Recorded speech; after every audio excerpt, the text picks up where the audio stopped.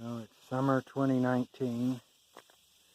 Here I am, walking the trail. I've walked this year round.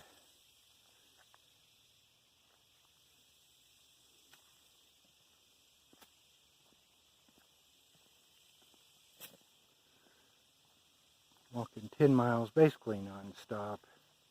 It's about 90, high humidity and high heat. I've had 2 previous weeks. It was really nice weather. A cool front came through. Low humidity, lower temps. And I was able to do 10 miles continuous without any breaks. And I'm at 10 miles a day. I've stopped a couple times, not on real breaks, but stopped under the shade once, messed with something on the smartphone. So, and then I did run back to my auto was right by the trailhead, and I pulled out this selfie stick to stabilize this a little bit. But no major breaks, sitting down or anything like that. I just keep marching, so that'll be 30 miles in 15 days, 38.4 miles in 23 days, and I've done, and I'll hit close to 50 today and next week, right at the beginning of next week, so you can see I'm doing quite a bit out here.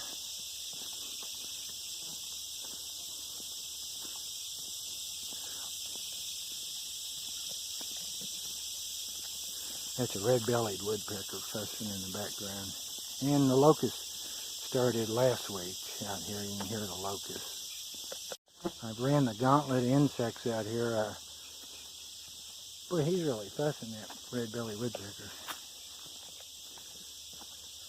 I don't think he's fussing at me now. There's something else over there.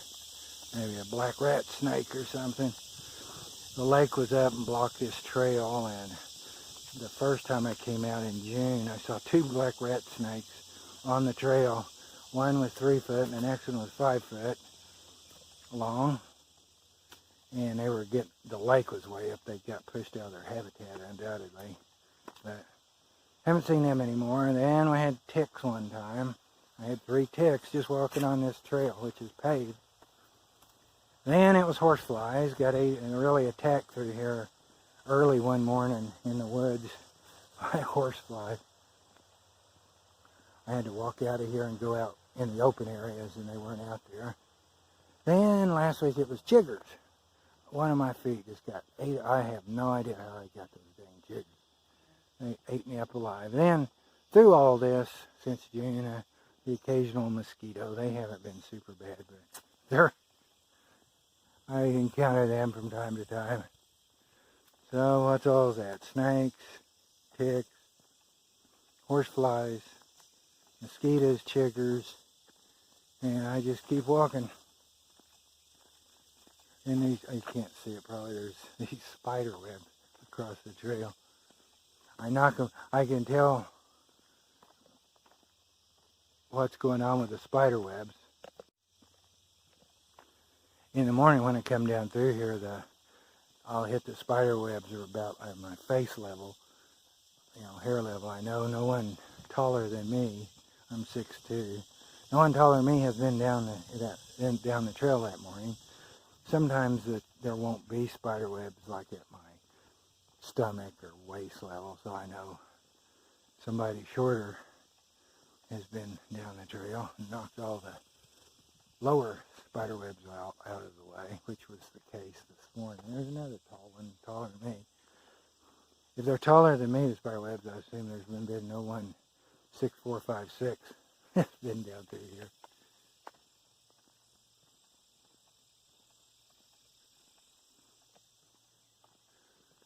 I hear a lot of, well, they haven't passed that red-bellied woodpecker, but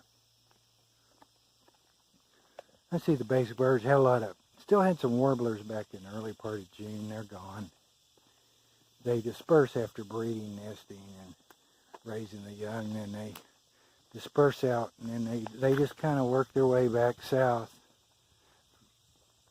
and end up back down in Mexico, Central America, South America by the fall. And winter down there.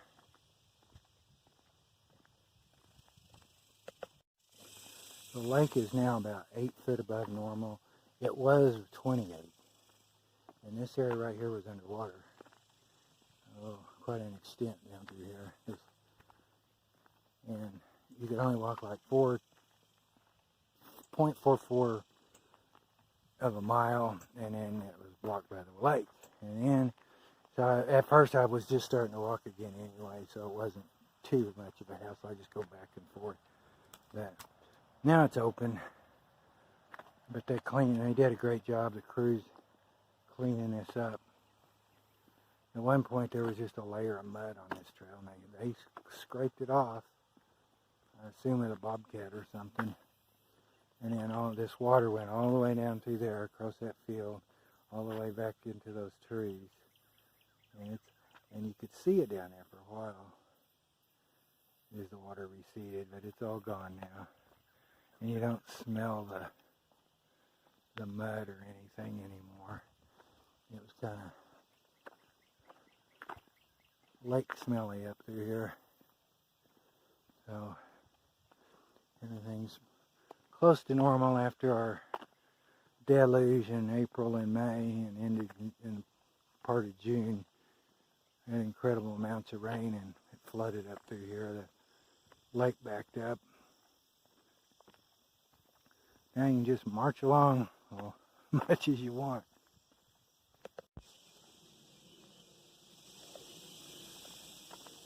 Well, I'm on my last mile, and I'll have 10 miles, so.